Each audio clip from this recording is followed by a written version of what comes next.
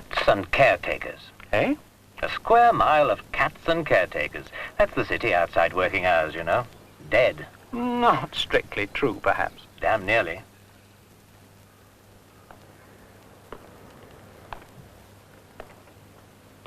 Oh, there are a few who must live here, of course, people with special interests, or because their job's an essential service, but everybody else goes home. Nowhere else to go, is there?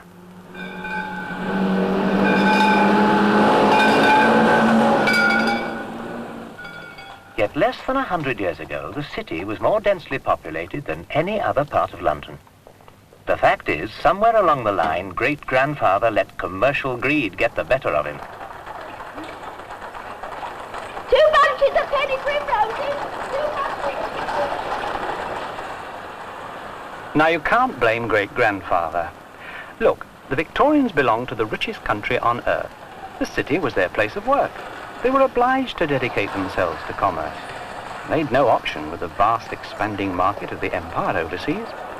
It was they who widened the old streets and built the great commercial houses with names like household words. Sweet China origin! Sweet China! What they built became the financial center of the world. That's not bad, you know. Oh, they built. You've only got to look around to see that. But only for working, not for living. More and more people got pushed further and further from the heart of things and their place of work. Blame the steam train for that. Blame the twopenny tube. Blame the internal combustion engine.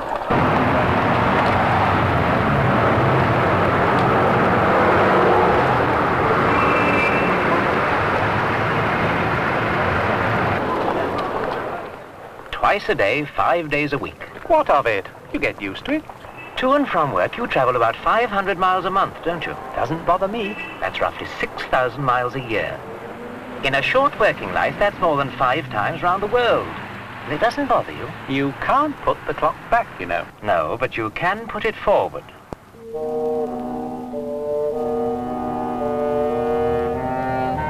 In fact, way back in 1957, what I'd like to think a forward-looking resolution was approved before the Assembly of the Court of Common Council at Guildhall. My Lord Mayor, I beg to move that there shall arise in the Barbican a residential neighbourhood in which people will not only be close to their place of employment, but will have schools, shops, open spaces, and all other amenities to enable them to live a full life with purpose and with pleasure.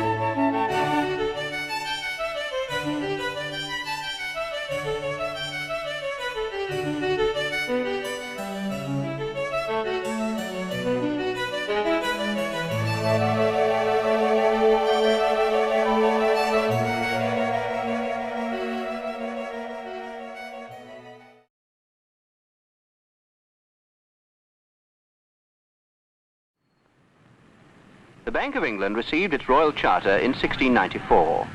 Today, directives from the bank affect the lives of every man, woman and child in the country.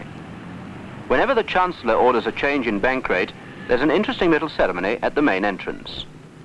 On the appointed date, messengers from the banking houses and the stock exchange run from the bank to their head offices to deliver the news.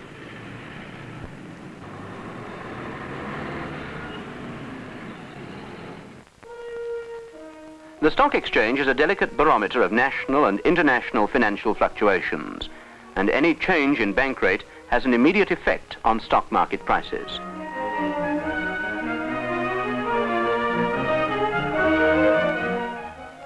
The stock exchange was built in 1854. It's being rehoused in a new building on the same site. The motto of the exchange is verbum meum pactum. My word is my bond, summarizing so much of the business transacted in the city. Deals totaling millions of pounds are executed verbally every day. The Stock Exchange, together with the Baltic Exchange, the Bullion Market, the British Insurance Association, the great commodity markets, Lloyd's Register of Shipping, and Lloyd's of London, are household words throughout the world.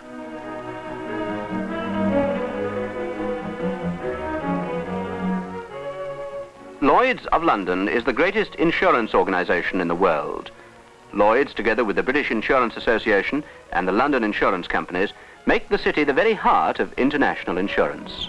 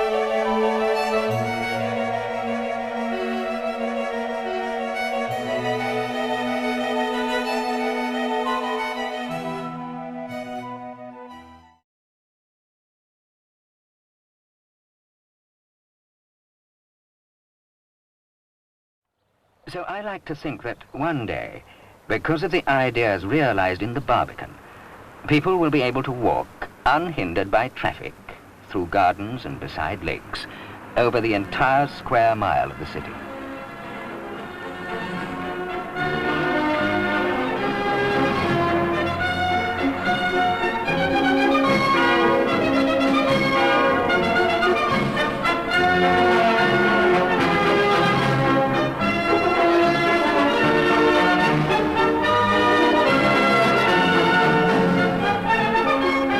Of course, they've been going on about segregating pedestrians from traffic in the city ever since the first horse bus pulled in from Bayswater.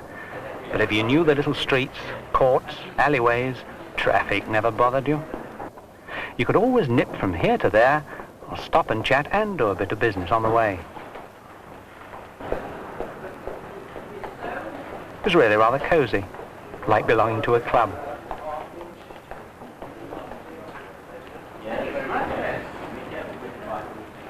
You see, the city had its special character. Above all, it had characters. Pity to lose all that. It's an odd thing about the city, you know. The old rubs along with the new quite happily here. Always has. The fact is, each generation's left something of itself behind. A kind of reflection of its own image, if you like. Maybe the Barbican will be ours. I mean, the city's changing all the time. Some things you'd hardly notice. But when we first came here to work, it was black coats and striped trousers everywhere, wasn't it? Now it's all women in miniskirts. In the city, for heaven's sake. Oh, come off it. Even St. Paul's was new once, you know. Before my time. Anyhow, say what you like. The Barbican won't make a ha'porth of difference to the rush hour traffic. It's a drop in the bucket, even if all 7,000 of them work in the city, which they won't. So you'll end up with one lot trying to get in, while the other lot's trying to get out. Surely the important thing is to get the heart beating again and bring life back into the city. Over the years, the question why the Barbican set the corporation in direct conflict with various commercial interests. An easy and profitable solution would have been to surrender to these pressures. But with this scheme, the corporation was determined, remembering its mistakes of the past, to hold fast to the 40 acres of Barbican as an act of faith. In fact, to build a city within a city.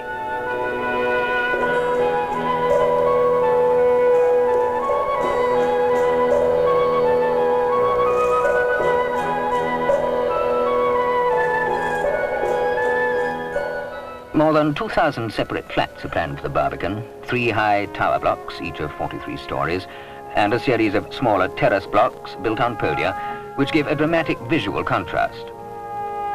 We put a lot of thought into the way each building is sited so that every flat gets a look at the sun for some part of the day at least. As you walk around, because of the openings and ways through, you'll find you can see a long way, and that gives you an added sense of the space around you.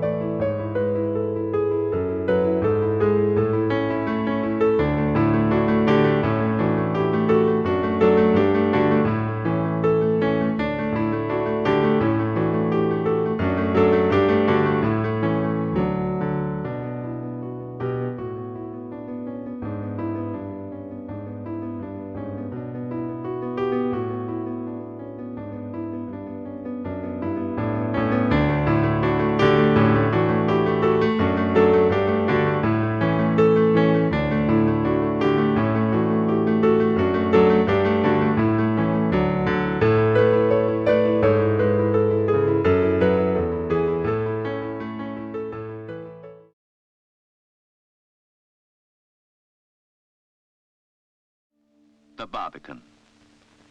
You see why fireworks do not much appeal to me. Behold a desert.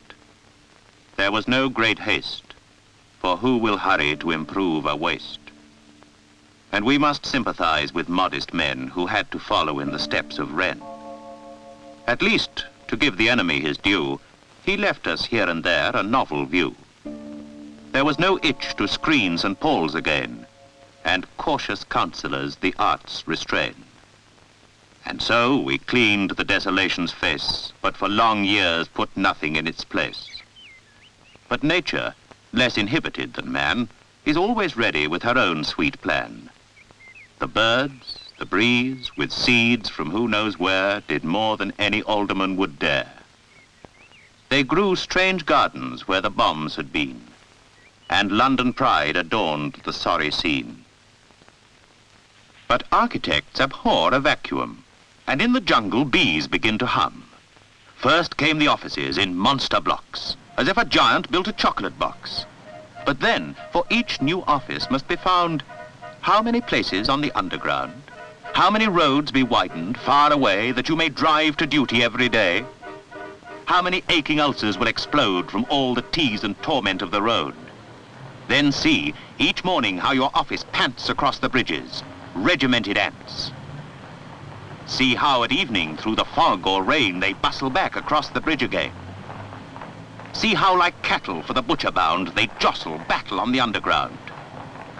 2 hells a day, and then to fill the cup, the cost of hell is always going up. Like cattle? That's a silly thing to say. No animal would stand it for a day.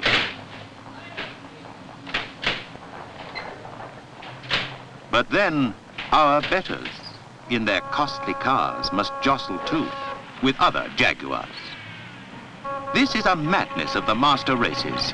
We live, we labor, in such different places. But the wild savage cultivates his nuts at some convenient distance from the huts.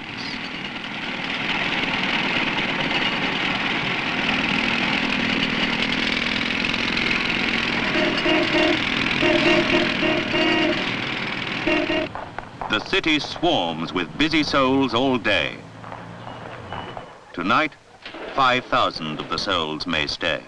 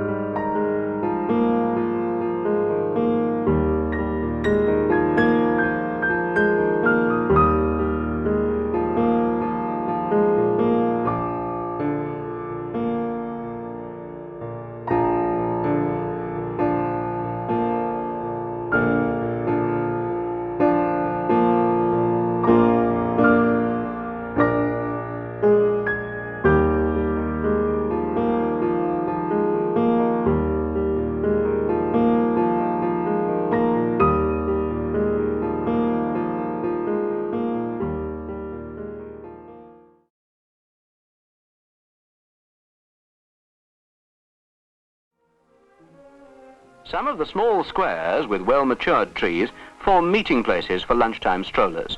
Every Monday in Postman's Park, religious meetings are held, attended by mixed audiences.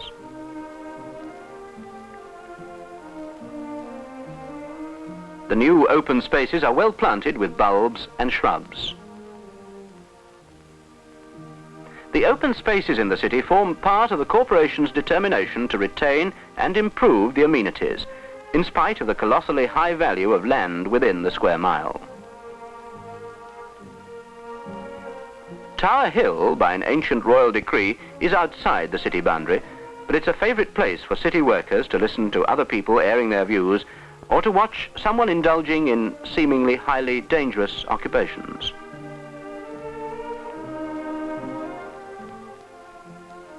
The City of London police force is one of the oldest in the country and is still independent of the Metropolitan Police. New premises have been erected close to Guildhall in Wood Street.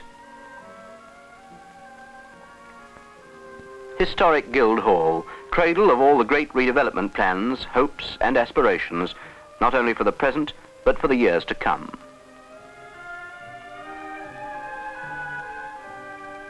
Inside Guildhall, the legendary giants Gog and Magog watch benignly over all the corporation activities.